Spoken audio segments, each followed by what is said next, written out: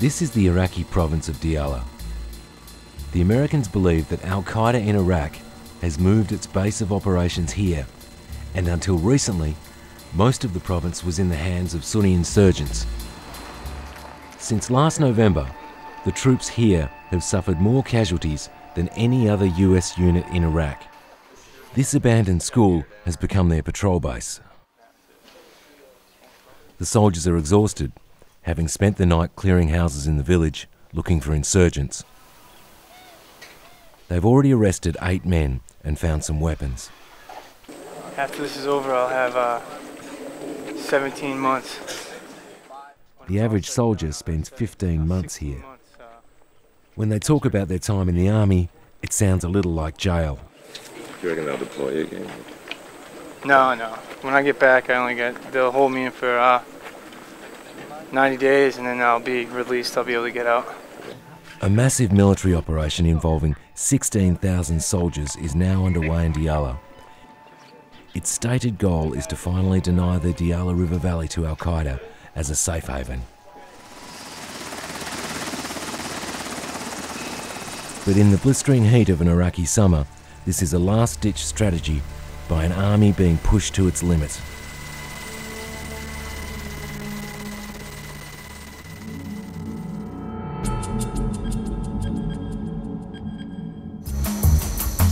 There are only about 700 mountain gorillas left on the planet. About 100 of them live around the mighty Mikeno volcano. On the other side of the slopes is Rwanda, and because it's more than 10 years since the genocide ended there, there's political stability, and so the mountain gorillas are doing pretty good. On this side, different story.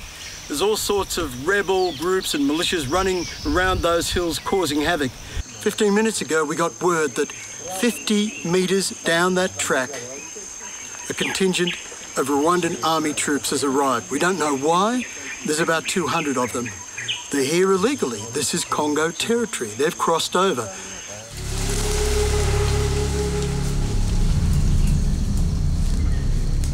Since my visit to the jungle, the mountain gorillas of Mikeno have suffered the most horrific setback. In just a couple of months, unknown gunmen have slaughtered another 7 members of this fragile community. A nursing mother was shot in the head at point-blank range, leaving rangers to rescue her baby. And this is Senkekwe as we filmed him in his jungle home, a proud patriarch and father to these playful babies.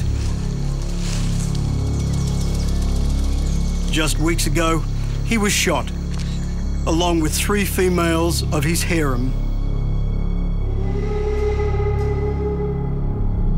Distressed villagers carried him away for a dignified burial.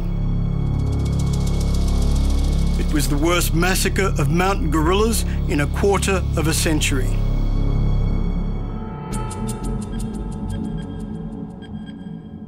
Video games are a multi-billion-dollar industry. And in the very popular war games, a common scenario turns the player into an imaginary US soldier shooting down groups of Arab terrorists. But there's a digital backlash brewing in the Middle East, where programmers are creating games from the opposite perspective.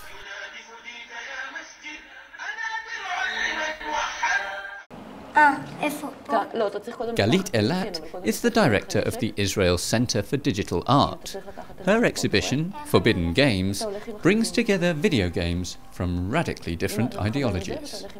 Most of the game developed with a West perspective.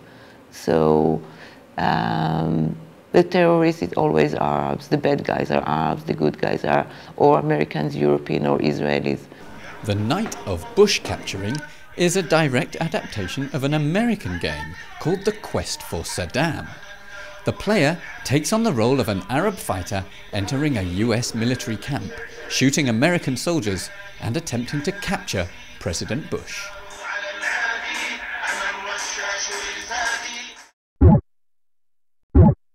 One room contains 2 very different perspectives on the Palestinian uprising, or Intifada.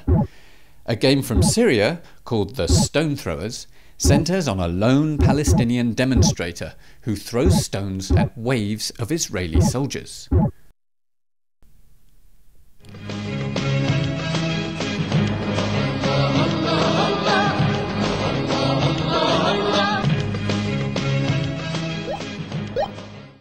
On the other hand, a game from Israel called Intifada shows a single Israeli soldier facing many Palestinian demonstrators.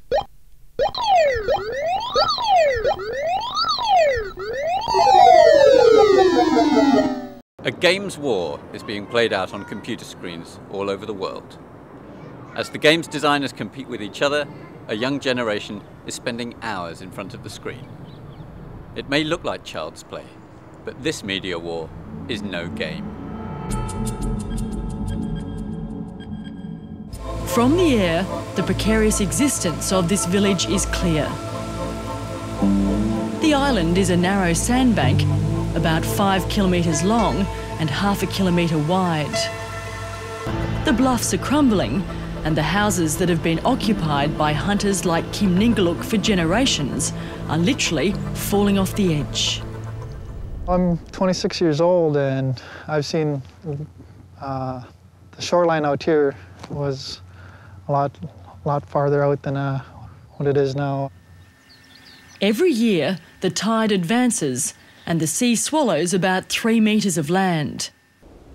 For 7 months of the year, Shishmaref should be locked in by sea ice, stretching all the way to Russia. But the warmer temperatures are thinning the ice, leaving the village more vulnerable to violent weather.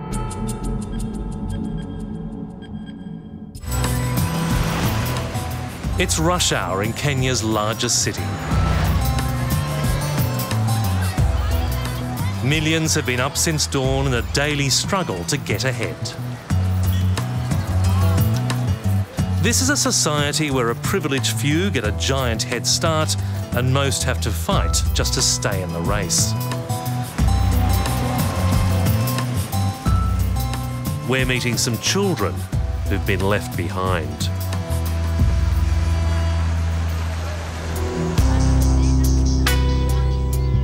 Most are barely in their teens, just as Henry Kangete was when he started life on the streets.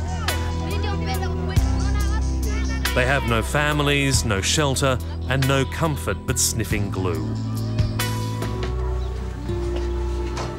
Elizabeth Niawira, who now lives with her aunt in a small house in the slums, can't understand why so little aid money has trickled down. Billions of dollars stolen by corrupt politicians and wasted in bureaucracy. And many people here ask not only where's the money gone, but why the world keeps giving it to the same people who keep stealing it. Well, armed with their cameras, Nico, Henry and Elizabeth got to take those questions right to the top. In October, the World Bank invited the trio to a development conference in Rome. But they were surprised to see the conference was almost entirely full of old white men. It's like choosing someone to represent you, like in football, and he has never played football.